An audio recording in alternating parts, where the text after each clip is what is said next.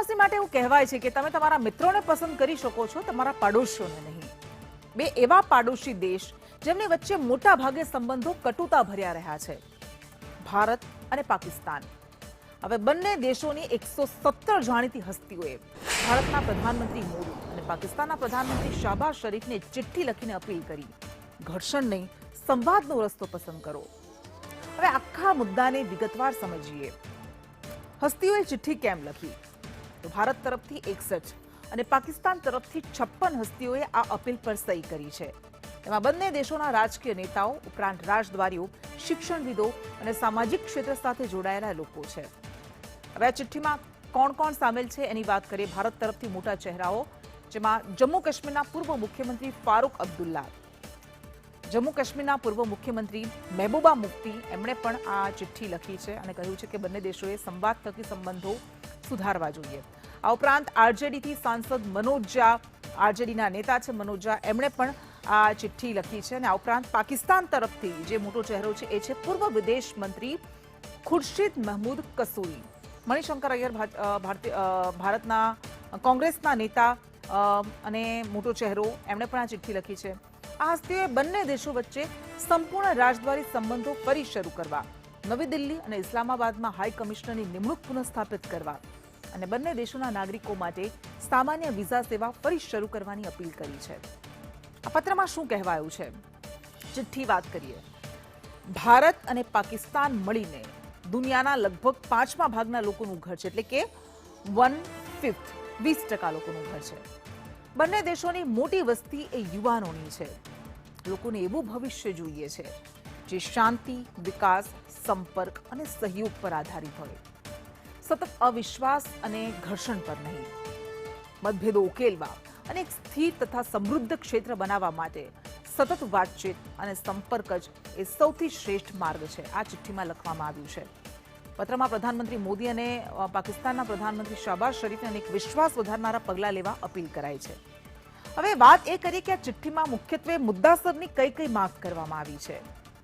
તો 117 હસ્તીઓએ જે અપીલ કરી છે એ માંગમાં શું લખાયું છે એ આપણે કહીએ. સૌથી પહેલા કે ભારત પાકિસ્તાન વચ્ચે વાતચીત ફરી શરૂ થાય. બીજી મોટી વાત એ છે કે હાઈ કમિશનર્સની, બંને દેશના હાઈ કમિશનર્સની ફરીથી નિમણૂક કરવામાં આવે, કારણ કે કેટલાય સમયથી અટકેલી છે. ત્રીજી મોટી વાત એ છે કે સૈન્ય તણાવ જે બંને દેશો વચ્ચે ખાસ કરીને છેલ્લા પહેલગામ હુમલા પછી વધ્યો એ ઓછો કરવામાં આવે. ચોથી મોટી વાત એ છે કે સામાન્ય વિઝા સેવાઓની શરૂઆત કરવામાં આવે કે જે અત્યારે મુશ્કેલીમાં છે. પાંચમી એ માંગ છે કે હવાઈ સેવા ફરી શરૂ કરવામાં આવે આ બંને દેશો વચ્ચે. અને છઠ્ઠી મોટી વાત શરૂઆતમાં જ આપણે કહી એ અને કરતારપુર અને બોર્ડર કનેક્ટિવિટી, આ બંને દેશો એ કરતારપુર અને બોર્ડર કનેક્ટિવિટીને સુધારવા માટે ગંભીર દિશામાં પ્રયાસ કરે, સંવેદનશીલ બને એવું આ પત્રમાં લખવામાં આવ્યું છે. આ ઉપરાંત પહેલા જે વર્ષો પહેલા સેવા શરૂ હતી બંને દેશ વચ્ચે, બસ સેવા, એ શ્રીનગરથી મુઝફ્ફરાબાદની બસ સેવા હતી, એને ફરી શરૂ કરવામાં આવે એવી પણ તેમાં માંગ કરવામાં આવી છે. ખાસ કરીને અટારી વાઘા બોર્ડર એ સંપૂર્ણ રીતે સામાન્ય લોકો માટે અને વેપાર માટે ખોલવામાં આવે એવી માંગ કરાઈ છે. उस जघन्य अपराध, उस मानवाधिकारों के हनन को लेकर डॉक्टर फारूक अब्दुल्ला चिट्ठी क्यों नहीं लिखते हैं? महबूबा मुफ्ती साहिबा पीओके के हालात के ऊपर चिट्ठी क्यों नहीं लिख रही हैं? भारत पाकिस्तान की बातचीत जब होगी तब होगी. ये भारत सरकार देखेगी, हमारा विदेश मंत्रालय देखेगा क्या करना है.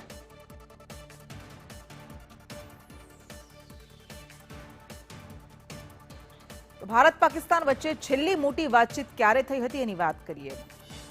એ ગ્રાફિક્સમાં આપણે બતાવીએ કે ક્યારે છેલ્લે ભારત અને પાકિસ્તાનના નેતાઓએ વાત કરી હતી. 25 ડિસેમ્બર 2015 એ દિવસ હતો જ્યારે મોદી અને નવાઝ શરીફે મુલાકાત કરી હતી. અચાનક પ્રધાનમંત્રી મોદી ત્યાં ગયા હતા અને એને સંબંધ સુધારવાની દિશામાં એક મોટું પગલું માનવામાં આવ્યું હતું. અચાનક લાહોર પહોંચ્યા અને પાકિસ્તાનના તત્કાલીન પ્રધાનમંત્રી નવાઝ શરીફ સાથે મુલાકાત કરી. પરંતુ થોડા દિવસ બાદ 2 જાન્યુઆરી 2016 પઠાણકોટ આતંકી હુમલો થયો અને ત્યારબાદ દ્વિપક્ષીય વાતચીતનો રસ્તો બંધ થઈ ગયો. એટલે એક તરફ સંવાદની કોશિશ, બીજી તરફ આતંકી હુમલા. હવે સંબંધો અટક્યા ક્યાં છે એની વાત કરીએ. જમ્મુ કાશ્મીર મુદ્દો સૌથી મોટો મુદ્દો 2019માં ભારત સરકારે આર્ટિકલ 370 હટાવ્યો, ત્યારબાદ પાકિસ્તાને રાજદ્વારી સંબંધોને મર્યાદિત કરી દીધા. ચિઠ્ઠીમાં માંગ છે કે બધા વિવાદિત મુદ્દાઓ પર ફરી વાતચીત શરૂ થાય. બીજો મુદ્દો છે સરહદ પર તણાવ. 2021માં એલઓસી પર સીઝફાયર કરારનું ફરી પાલન કરવા સહમતિ થઈ, પણ આતંકી ઘટનાઓ બાદ વિશ્વાસ ફરી નબળો પડ્યો. ત્રીજું સામાન્ય લોકોના સંબંધો. એક સમયે બંને દેશો વચ્ચે બસ સેવા, રેલ સેવા, વિઝા સુવિધા, સાંસ્કૃતિક કાર્યક્રમો ચાલતા હતા, પરંતુ હવે મોટાભાગનું બંધ છે. અને ચોથું ક્રિકેટ ડિપ્લોમસી, જે અટકી ગઈ. ભારત પાકિસ્તાન વચ્ચે છેલ્લી દ્વિપક્ષીય ક્રિકેટ સિરીઝ 2012-13માં છેક રમાઈ હતી. ત્યારબાદ બંને ટીમો માત્ર આઈસીસી અને એશિયા કપ જેવી ટુર્નામેન્ટ્સમાં સામસામે આવ્યા છે.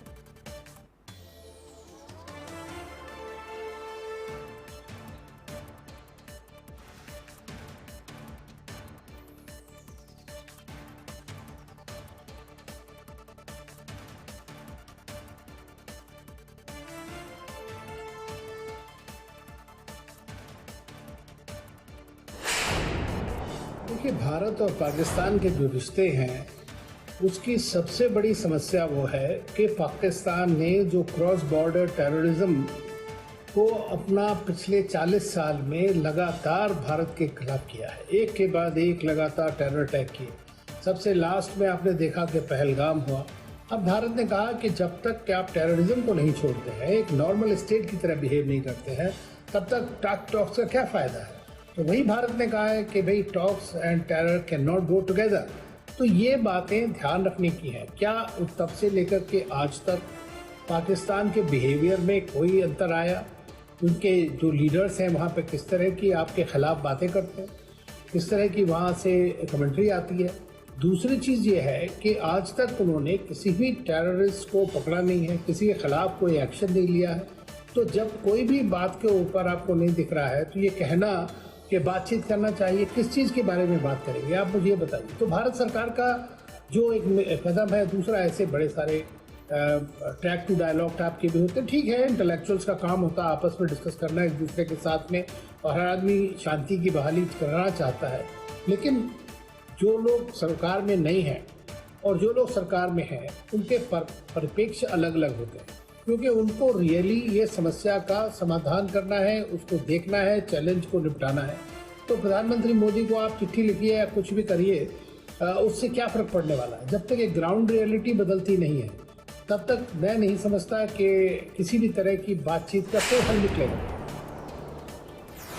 જો કે આજે વાત કરવામાં આવી એની સામે વિરોધનો સૂર પણ ઉઠ્યો છે. હમણાં આપણે સાંભળ્યું કે ભાજપ નેતા રવિન્દ્ર રૈનાએ કહ્યું કે ભારત સરકારને કોઈ ચિઠ્ઠીની જરૂર નથી. તો એક્સપર્ટ શું કહી રહ્યા છે, વાતચીતના પક્ષમાં કોણ છે, એ બધી જ વાતો છે, પણ નિષ્ણાંતોનો મત કંઈક અલગ છે. તો હવે જ્યારે ફરીથી એકવાર બંને દેશો વાતચીત કરવા ઈચ્છે છે, તો એમાં ભારતે ફરી એકવાર સાવધાન રહેવાની જરૂર છે. એમાં પાકિસ્તાન ભલે આ વાતચીત માટે ઉત્સુક હશે, પણ ભારતે થોડી એમાં સાવધાની રાખવાની જરૂર છે, કારણ કે જે પહેલાંના અનુભવ છે એના પ્રમાણે પાકિસ્તાન ફક્ત જે બધી શરતો હશે વાતચીતમાં એના ઉપર કેટલું ગંભીર હશે એટલું જ નહીં, પાકિસ્તાન એના ઉપર કેટલો અમલ કરે છે એ પણ ભારતને જોવાનું રહેશે. જો કે આ પહેલી વખત નથી કે કોઈએ બે દેશ વચ્ચે સંબંધો સુધારવાની વાત કરી હોય. આરએસએસના સરકાર્યવાહ દત્તાત્રેય હોસબોલે કહી ચૂક્યા છે કે પાકિસ્તાન સાથે વાતચીતના દરવાજા બંધ ન થવા જોઈએ.